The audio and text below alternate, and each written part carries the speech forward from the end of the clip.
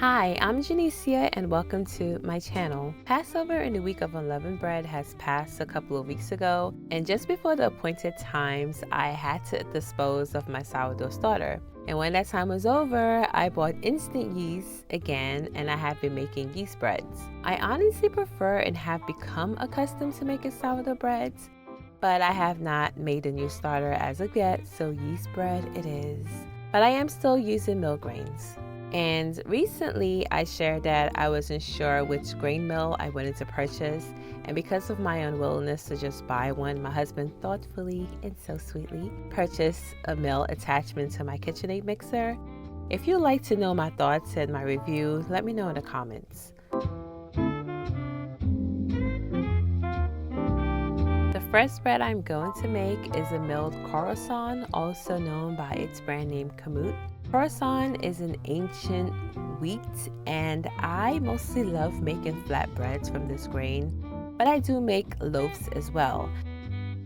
I must admit that making bread from whole grain does take some getting used to, especially if you're used to your bread fluffing up to being really big and fluffy, and that's something that you have to really get used to because remember, all of your brand is still in that bread. The bran makes the bread a lot denser and it does not rise as high as it would if this was white flour. So I sifted out some of the bran in this flour just to see if it will rise a little bit higher than it normally would. So I will show you two recipes. So this one is just all Khorasan flour. And then the next time that I do make this bread, I will make it half Khorasan and half bread flour. Stay tuned, the results for that bread will be at the end of this video.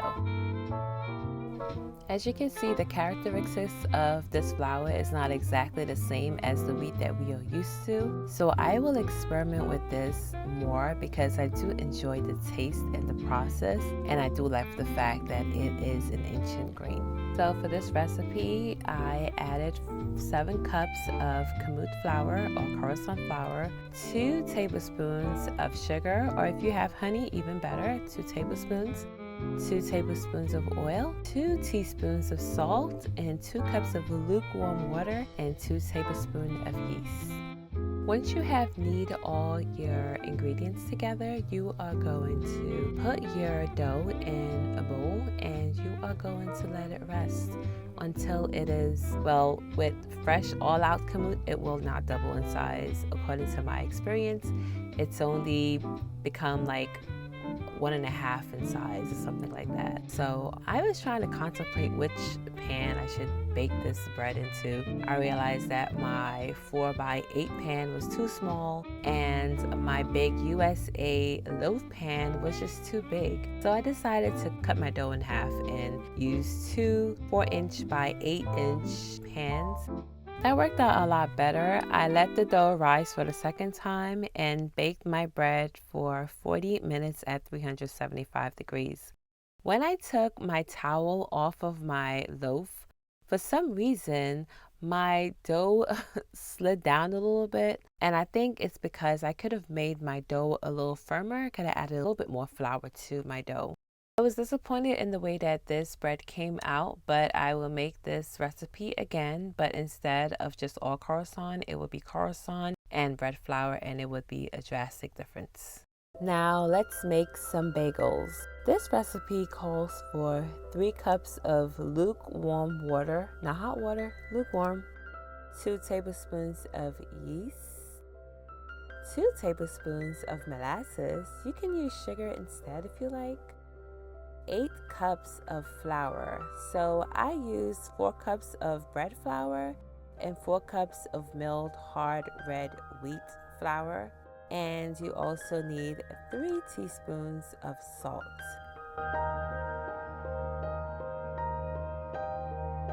Yes, I didn't wash my dough hook. Well, I am using it back to back, so it's kind of pointless to me in my mind.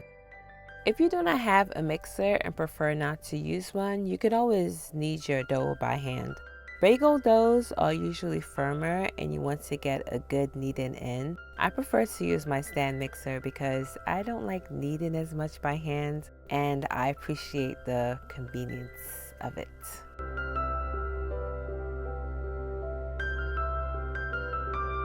So I transfer my dough to a separate bowl so that it can rise for the first time. And I'm going to just let that rise. And once that has risen and doubled in size, I am going to lay flour on my bench and I am going to weigh out my bagels so that they can all be around the same size. I have two bowls that are identical and I don't remember the weight of it. So basically what I'm doing is just weighing my bowl by itself and then I'm weighing my bowl with the dough inside of it. And I am going to subtract the weight of the bowl by itself. I'm going to subtract that from the weight of the bowl with the dough inside of it. And I'm going to divide it by 16 because I want to have 16 bagels. And that's how I am going to get my size of bagels. And that number was 135 point something. And I am going to make all my bagels the same weight. And I just think it's just better. I'm a little bit, I guess, anal when it comes to that. Because I want it all to be the same size. I don't want to have some bagels bigger than the others. And that's just the way how I like to do it. So I'm rolling my bagels. The way that I roll my bagels is that I try to roll it as a spear, as round as possible. And then when I am done with that, I flatten it and then I poke a hole in the middle and then I put my hands in between there and then I roll it in my hands, as you can see in the video, and that's how I make my bagels. There are other people who do the log method where they just roll the entire thing as a log and then connect them all together into one section. But that never truly works out for me. So I just like my way better, but everyone has their own method and what works for them. That's what works for me, and that's the way that I make my bagels look like bagel.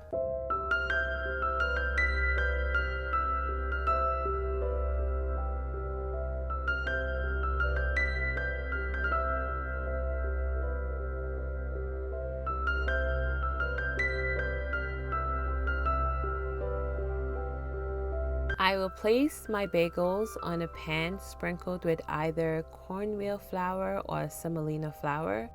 I will place all my bagels about 2 inches apart and I will let them get fluffy. While they're getting fluffed up, I will boil my water in a pot with 1 tablespoon of molasses. I will boil the bagels for 2 minutes on each side, and once they are finished boiling on each side, I will take them out of the pot and place them back on the pan. I use a cookie sheet to bake my bagels on, but if you have any kind of other sheets, you can use that as well. If you want your bagels to have that glossy look, you have to put an egg wash on them, and that you use an egg with 2 tablespoons of water, beat it, and then you brush it on your bagels on one side of your bagels before you put it into the oven to bake. Now you're going to put it in the oven at 425 degrees Fahrenheit. I put mine for 10 minutes and then after 10 minutes I just switched them because I had 2 pans. I wanted my bagels to be evenly browned, so that's why I switched the sides so that the top could go to the bottom after 10 minutes. And so forth and so on. And these are my beautiful bagels. So wonderful, so tasty. You should try them.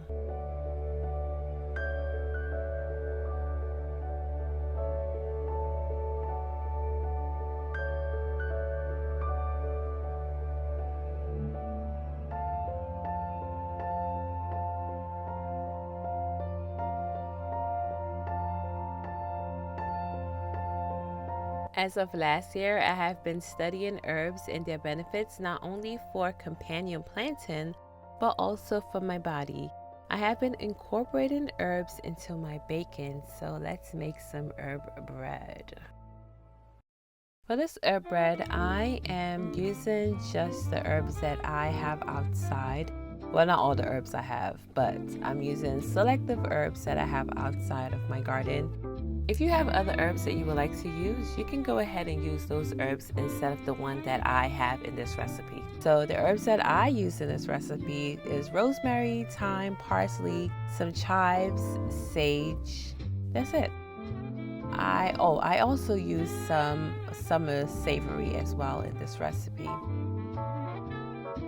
I chopped up the herbs that I needed, and the remaining herb, I put some of them in some water on my countertop, and I wrapped the rest in a wet towel in my fridge. After that, I just saute it just for a tiny little bit in 1 tablespoon of olive oil. I want to extract some of the flavor from the fresh herb, and then now we're going to proceed to actually making the bread. For this recipe, we will be using 1 cup and a quarter of lukewarm water, 1 tablespoon of olive oil, 1 teaspoon of salt, 1 tablespoon of sugar or honey, 2 1/4 teaspoon of yeast, and 3.5 cups of flour. I use half hard white wheat flour and bread flour. I have placed all my ingredients to be kneaded except for my herbs, and then I'll incorporate them little bit by little bit. Once your bread is finished kneading, then you cover it and let it sit out to double in size. Once that happens, you would flour your bench or desk or whatever you're using, and you would lay out your dough and roll it to fit your loaf pan.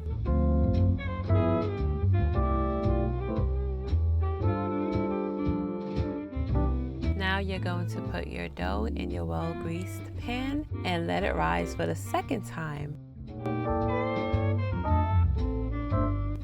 So I had lots of egg wash remaining, and I was feeling creative. As you can see, I enjoy creating things. I thought it would look pretty or interesting to decorate the loaf of my bread like you would a focaccia. I had picked way more herbs than I needed anyway, so it would be great to add them on top. So I egg washed the loaf so the herbs can have some kind of agent or something to have it stick on top of the loaf. And then I added thyme, chives, and rosemary to the top of the loaf. So as I was adding the herbs, I was trying to smooth it down very gently because I didn't want to press the bread too hard, and then next thing you know, my bread has holes in it. So I just did it really smoothly and try to be as gentle as I can. So I thought it looked pretty cute. And then I had some chives that was flowering outside, so I thought I would add the flowers because I think the combination of purple and green looks so beautiful together. And now I'm going to bake that bread at 350 degrees at 35 minutes, and this is what it looks like. My chive flowers became really brown, but that's okay. I think it still looks beautiful. Now we are going to make the Khorasan bread again, this time with half Khorasan flour and half bread flour. You can always substitute bread flour for all-purpose flour. The recipe is still the same. 2 cups of lukewarm water, 2 tablespoons of yeast, 2 teaspoons of salt, 2 tablespoons of oil, 2 tablespoons of honey, 3 to 4 cups of bread flour, and 4 cups of Khorasan. The reason why I said 3 to 4 cups of bread flour is because it depends on your environment, depends on your house. If your house is more humid, you might need less water, and vice versa. So it really depends. You have to kind of look at your dough and see how much water you would need, or if you need to add more flour.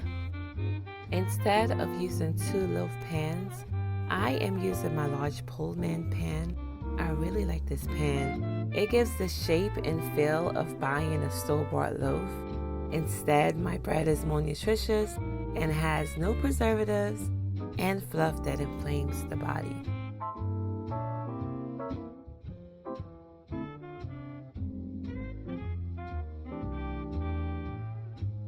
I'm going to put this bread in the loaf pan, let it rise for a second time, and then I'm going to bake it at 375 degrees Fahrenheit for 40 to 45 minutes. Came out pretty good. And if you guys would like to use any of these recipes, I will have it in the description below. The bread that I was really excited about was this herb bread. I just wanted to eat it so badly. So it tasted really good, and I hope that you guys will try it, especially if you have a garden. Use your fresh herbs. Also use dried herbs, but remember the flavor will be a lot more potent. So I will see you guys in the next one. Bye!